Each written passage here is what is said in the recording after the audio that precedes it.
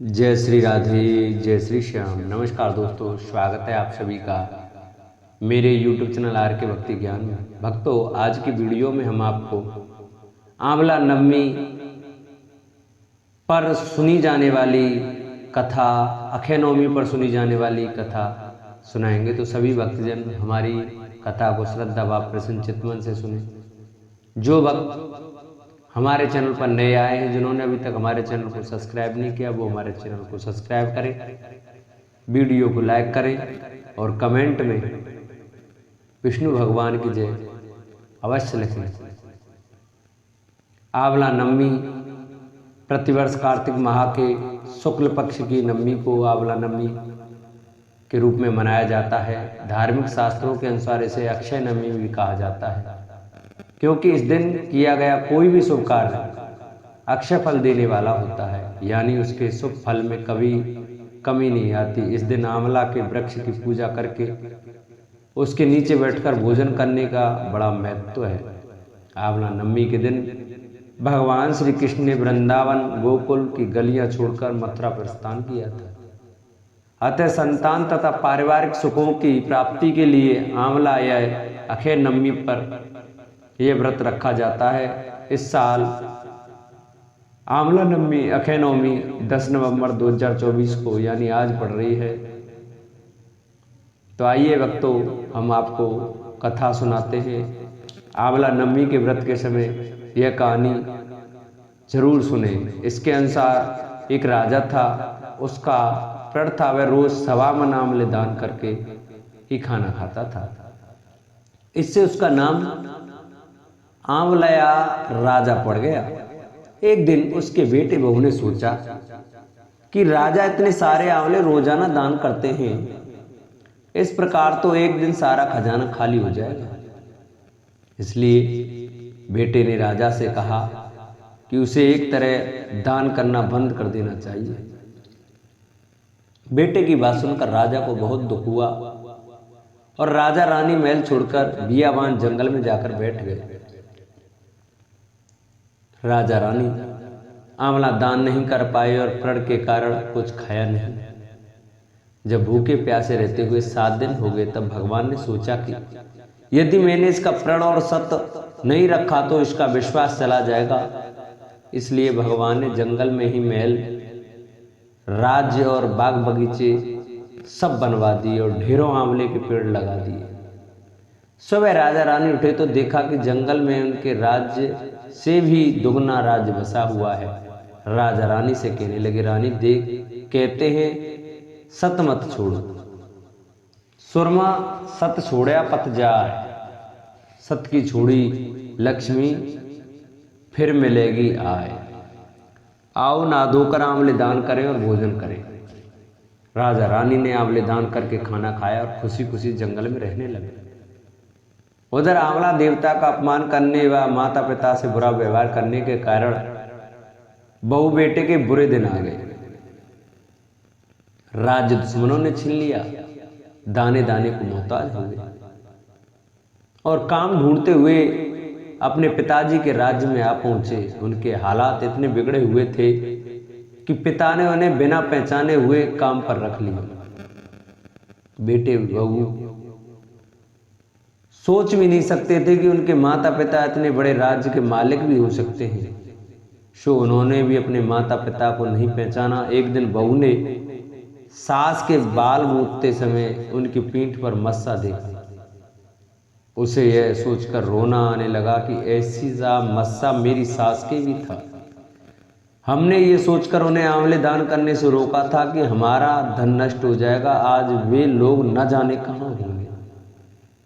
यह सोचकर बहू को रोना आने लगा और आंसू टपक टपक कर सास की पीठ पर गिरने लगे। रानी ने तुरंत पलट कर देखा और पूछा कि तू क्यों रो रही है। उसने बताया, आपकी पीठ जैसा मस्सा मेरी सास की पीठ पर भी था।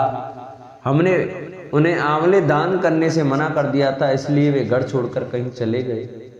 तब रानी ने उन्हें पहचान लिया, सारा हाल पूछा और अपना हाल बताया। अपने बेटे बहू को समझाया कि दान करने से धन कमी नहीं होता बल्कि बढ़ता है। बेटे बहू भी अब सुख से राजा रानी के साथ रहने लगे। हे भगवान, जैसा राजा रानी का सत रखा वैसा सबका सत रखना, कहते सुनते सारे परिवार का सुखी रखना, यही इस कहानी का अर्थ है। दूसरी कहानी इस प्रकार है। एक कथा के अनुसार एक बार जगत गुरु आदि शंकराचार्य भिक्षा मांगने कुटिया के सामने रुके। वहां एक बूढ़ी औरत रहती थी जो अत्यंत गरीबी और दयनीय स्थिति में थी। शंकराचार्य की आवाज सुनकर वह बूढ़ी औरत बाहर आई। उसके हाथ में एक सूखा आंवला था। वह बोली, महात्मन, मेरे पास इस सूखे आंवले के सिवाय कुछ नहीं है जो आपको भिक्षा में दे सकूं। शंकराचार्य को उसकी स्थिति पर दया आ गई और उन्होंने उसी समय उसकी मदद करने का प्रण किया। उन्होंने अपनी आंखें बंद की और मंत्र रूपी 22 श्लोक बोले। वे 22 श्लोक कनकधारा स्तोत्र के श्लोक थे। इससे प्रसन्न होकर मां लक्ष्मी ने उन्हें दिव्य दर्शन दी और कहा कि शंकराचार्य, इस औरत ने अपने पूर्व जन्म में कोई भी वस्तु दान नहीं की थी। यह अत्यंत कंजूस थी और मजबूरी बस कभी किसी को कुछ देना ही पड़ जाए तो यह बुरे मन से दान करती थी, इसलिए इस जन्म में इसकी यह हालत हुई है। ये अपने कर्मों का फल भोग रही है, इसलिए मैं इसकी कोई सहायता नहीं कर सकती। शंकराचार्य ने देवी लक्ष्मी की बात सुनकर कहा, हे माँ लक्ष्मी, इसने पूर्व जन्म में अवश्य दान धर्म नहीं किया था, लेकिन इस जन्म में इसने पूर्ण श्रद्धा से मुझे यह सूखा आंवला भेंट किया है। इसके घर में कुछ नहीं होते हुए भी इसने मुझे सौंप दिया है। इस समय इसके पास यही सबसे बड़ी पूंजी है। क्या इतना भेंट करना पर्याप्त नहीं है? शंकराचार्य की इस बात से देवी लक्ष्मी प्रसन्न हुई और उसी समय उन्होंने गरीब महिला की कुटिया के में स्वर्ण के आंवलों की वर्षा कर दी। श्री मैत्रेय जी कहते हैं, विदुर जी, 10 लाख वर्ष बीत जाने पर जब प्रचेताओं को विवेक हुआ तब उन्हें भगवान के वाक्यों की याद आई और वे अपनी भार्या मारिसा को पुत्र के पास छोड़कर तुरंत घर से निकल पड़े। वे पश्चिम दिशा में समुद्र के तट पर जहां जाजली मुनि ने सिद्धि प्राप्त की थी जा पहुंचे और जिससे समस्त भूतों में एक ही आत्म तत्व विराजमान है ऐसा ज्ञान होता है, उस आत्म विचार रूप ब्रह्म सत्र का संकल्प करके बैठ गए। उन्होंने प्राण, मन, वाणी और दृष्टि को वश में किया तथा शरीर को निश्चेष्ट, स्थिर और सीधा रखते हुए आसन को जीतकर चित्त को विशुद्ध पर ब्रह्म में लीन कर दिया। ऐसी स्थिति में उन्हें देवता और असुर दोनों के ही वंदनीय श्री नारद जी ने देखा। नारद जी को आया देख प्रचेतागण खड़े हो गए और प्रणाम करके आदर सत्कार पूर्वक देश काल अनुसार उनकी विधिवत पूजा की। जब नारद जी सुख पूर्वक बैठ गए तब वे कहने लगे। प्रचेताओं ने कहा, देवर से आपका स्वागत है। आज बड़े भाग्य से हमें आपका दर्शन हुआ। ब्राह्मण सूर्य के समान आपका घूमना फिरना भी ज्ञान लोक से समस्त जीवों को अवदान देने के लिए होता है। प्रभु, भगवान शंकर और श्री विष्णु भगवान ने हमें जो उपदेश दिया था उसे गृहस्थी में आसक्त रहने के कारण हम लोग प्राय भूल गए हैं। अतः आप हमारे हृदयों में उस परमार्थ तत्व का साक्षात्कार कराने वाले अध्यात्म ज्ञान को फिर प्रकाशित कर दीजिए, जिससे हम सुगमता से ही इस दुस्तर संसार सागर से पार हो जाएं। श्री मैत्रेय जी कहते हैं, भगवान में श्री नारद जी का चित्त सर्वदा भगवान श्री कृष्ण में ही लगा रहता है। वे प्रचेताओं के इस प्रकार पूछने पर उनसे कहने लगे। श्री नारद जी ने कहा, राजाओ, इस लोक में मनुष्य का वही जन्म, वही कर्म, वही आयु, वही मन और वही वाणी सफल है जिसके द्वारा सर्वात्मा सर्वेश्वर श्री हरि का सेवन किया जाता है। जिनके द्वारा अपने स्वरूप का साक्षात्कार कराने वाले श्री हरि को प्राप्त न किया जाए, उन माता पिता की पवित्रता से, यज्ञोपवीत संस्कार से एवं यज्ञ दीक्षा से प्राप्त होने वाले उन 3 प्रकार के श्रेष्ठ जन्मों से, वेदोक्त कर्मों से, देवताओं के समान दीर्घ आयु से, शास्त्र ज्ञान से, तप से, वाणी की चतुराई से, अनेक प्रकार की बातें याद रखने की शक्ति से, तीव्र बुद्धि से, बल से, इंद्रियों की पटुता से, योग से, सांख्य आत्मानात्म विवेक से, संन्यास और वेदाध्ययन से तथा व्रत और वैराग्य आदि अन्य कल्याण साधनों से भी पुरुष का क्या लाभ है। वास्तव में समस्त कल्याणों की अवधि आत्मा ही है और आत्मज्ञान प्रदान करने वाले श्री हरि ही संपूर्ण प्राणियों की प्रिय आत्मा है। जिस प्रकार वृक्ष की जड़ खींचने से उसके तना, शाखा, उपशाखा आदि सभी का पोषण हो जाता है, जैसे भोजन द्वारा प्राणी को तृप्त करने से समस्त इंद्रियां पुष्ट होती हैं, उसी प्रकार श्री भगवान की पूजा ही सबकी पूजा है। जिस प्रकार वर्षा काल में जल सूर्य के ताप से उत्पन्न होता है और ग्रीष्म ऋतु में उसी की किरणों में पुनः प्रवेश कर जाता है, तथा जैसे समस्त चराचर भूत पृथ्वी से उत्पन्न होते हैं और उसी में मिल जाते हैं, उसी प्रकार चेतनात्मक यह समस्त प्रपंच श्री हरि से ही उत्पन्न होता है और उन्हीं में लीन हो जाता है। वस्तुतः यह विश्वात्मा श्री भगवान का वह शास्त्र प्रसिद्ध सर्वोपाधिरहित स्वरूप ही है।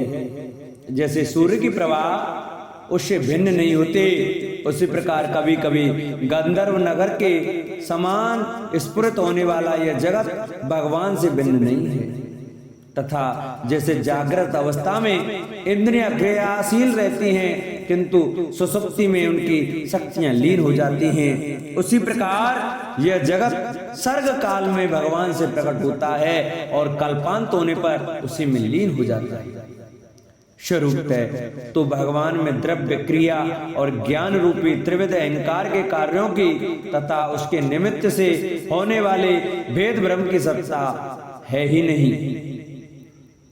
नृपति गण जैसे बादल, अंधकार और प्रकाश ये क्रम से आकाश से प्रकट होते हैं और उसी में लीन हो जाते हैं, किंतु आकाश इनसे लिप्त नहीं होता।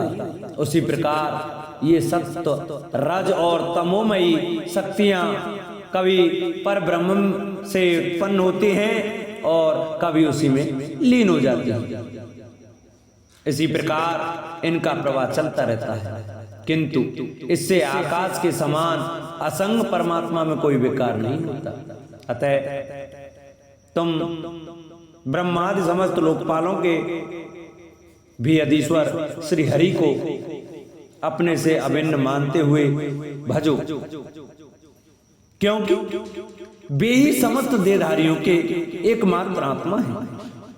वे ही जगत के निमित्त कारण, काल, उपादान कारण, प्रधान और नियंता पुरुषोत्तम है, तथा अपनी काल शक्ति से वे ही इस गुणों के प्रभाव रूप प्रपंच का सहार कर देते हैं। वे भक्त वत्सल भगवान समस्त जीवों पर दया करने से, जो कुछ मिल जाए उसी में संतुष्ट रहने से तथा समस्त इंद्रियों को विषय में निवृत्त करके शांत करने से शीघ्र ही प्रसन्न हो जाते हैं। पुत्तेषणा आदि सब प्रकार की वासनाओं के निकल जाने से जिनका अंतःकरण शुद्ध हो गया है, उन संतों के हृदय में उनके निरंतर बढ़ते हुए चिंतन से खिंचकर अविनाशी श्री हरि आ जाते हैं और अपनी भक्ताधीनता को चरितार्थ करते हुए हृदयाकाश की भांति वहां से हटते नहीं। भगवान को ही सर्वस्व मानने वाले निर्धन पुरुष पर ही प्रेम करते हैं, क्योंकि वे परम रसज्ञ हैं। उन अकिंचनों की अनन्याश्रया अहेतु की भक्ति में कितना माधुर्य होता है, इसे प्रभु अच्छी तरह जानते हैं। जो लोग अपने शास्त्र ज्ञान, धर्म कुल और कर्मों के मत से उन्मत्त होकर ऐसे निष्कंचन साधु जनों का तिरस्कार करते हैं, उन दुर्बुद्धियों की पूजा तो प्रभु स्वीकार ही नहीं करते। भगवान स्वरूपानंद से ही परिपूर्ण हैं। उन्हें निरंतर अपनी सेवा में रहने वाली लक्ष्मी जी तथा उनकी इच्छा करने वाले नरपति और देवताओं को भी कोई परवाह नहीं है। इतने पर भी वे अपने भक्तों के तो अधीन ही रहते हैं। अहो ऐसे करुणा सागर श्री हरि को कोई भी कृतज्ञ पुरुष थोड़ी देर के लिए भी कैसे छोड़ सकता है। श्री मैत्रेय जी कहते हैं, विदुर जी, भगवान नारद ने प्रचेताओं को इस उपदेश के साथ साथ और भी बहुत सी भक्त संबंधी बातें सुनाई। श्री मैत्रेय जी कहते हैं, विदुर जी, भगवान नारद ने प्रचेताओं को इस उपदेश के साथ और भी बहुत सी भक्त वत्स संबंधी बातें सुनाई। इसके पश्चात वे ब्रह्मलोक को चले गए। प्रचेतागण भी उनके मुख से संपूर्ण जगत के पाप रूपी मल को दूर करने वाले भगवत चरित्र सुनकर भगवान के चरण कमलों का ही चिंतन करने लगे और अंत में भगवत धाम को प्राप्त हुए। इस प्रकार आपने जो मुझसे श्री नारद जी और प्रचेताओं के भगवत कथा संबंधी संवाद के विषय में पूछा था, वह मैंने आपको सुना दिया। श्री सुखदेव जी कहते हैं, राजन, यहाँ तक स्वयंभू मनु के पुत्र उत्तानपाद के वंश का वर्णन हुआ। अब प्रियव्रत के वंश का विवरण भी सुनो।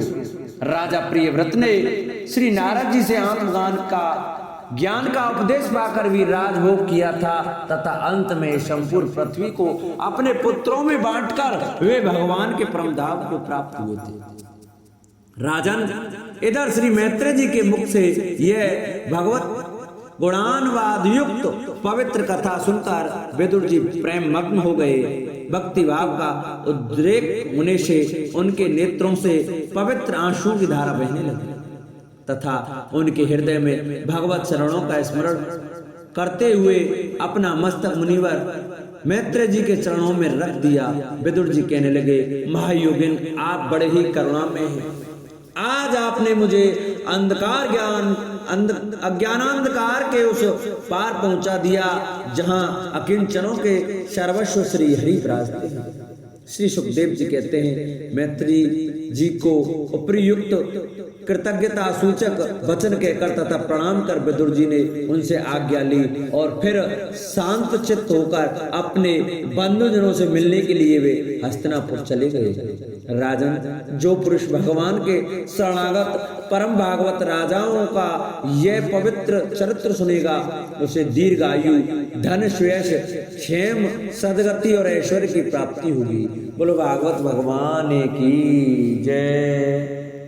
प्रिय भक्तजनों, चतुर्थ स्कंद आज हमारा पूर्ण हुआ। कल हम आपको पंचम स्कंद के प्रथम अध्याय की कथा सुनाएंगे, जिसमें कि प्रियव्रत के चरित्र की कथा सुनाई जाएगी। तो सभी भक्तजन हमारी श्रीमद् भागवत महापुराण की कथा को प्रतिदिन बड़े श्रद्धा भाव से सुने, क्योंकि श्रीमद् भागवत महापुराण की कथा बड़े हमारे पूर्व जन्म के कर्मों से सुनने से प्राप्त होती है। तो आइए भक्तों, कथा को विश्राम करते हैं। जिन भक्तों ने अभी तक चैनल को सब्सक्राइब नहीं किया है, वो हमारे चैनल को सब्सक्राइब करें, वीडियो को लाइक करें और कमेंट में राधे राधे जय श्री कृष्ण अवश्य लिखें।